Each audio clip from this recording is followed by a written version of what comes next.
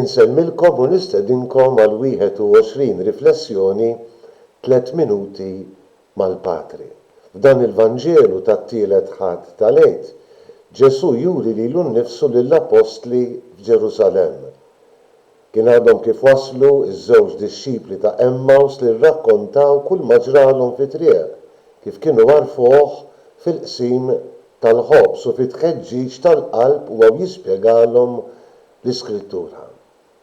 L-istaġib tant kien kbir tal-Apostli f'din id-dera li Ġesu jinsisti magħhom biex jaraw idejh u riġlejh, biex imissuh, anzi biex saħansitra u jiekol magħhom u jemmnu li verament dak Ġesu li kien ġie mislub, miet, indifen, wara 3 ijiem kien tassew qam minn bejn l-imwiet.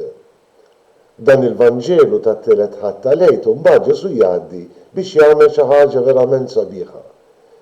Jiftħilhom moħħhom biex jifhmu l-Iskritturi.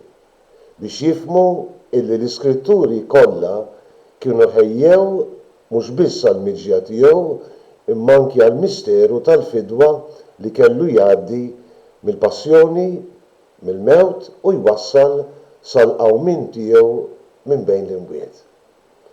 Ġesu diġà jibda juri lill-Apostli x'kellha tkun il-missjoni kbira tagħhom, illi jxandru din il-ġrajja tal-ħaġeb biex kull min jemmen jirċievi d-don tal-indiema u l-maħfra tad-dnubiet, biex kull min jemmen jgħix ħajja ġdida bis-saħħa tal-qawmin tiegħu minn bejn l-imwiet.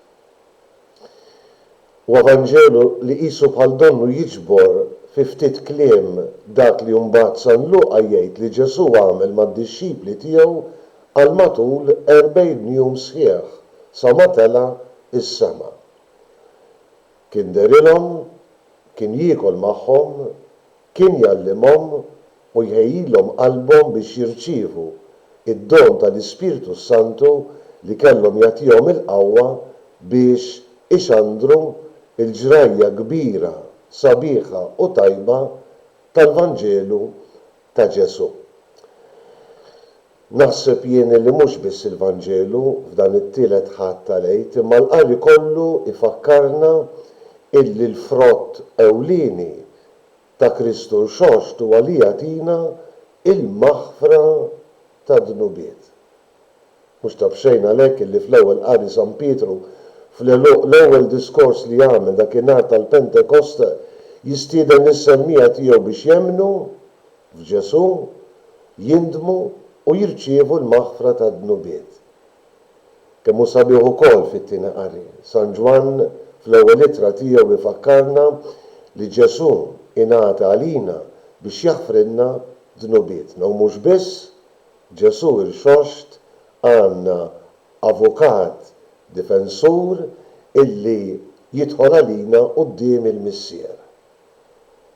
Jew nitolbu l-grazzja lill-xoxt biex verament ngħixu l-ħajja ġdida li nqumu kuljum ma' Kristu billi ngħixu id-don tal-indiema, il-maħfra tad-dnubiet u ngħixu il-ġmiel tal-Vanġelu.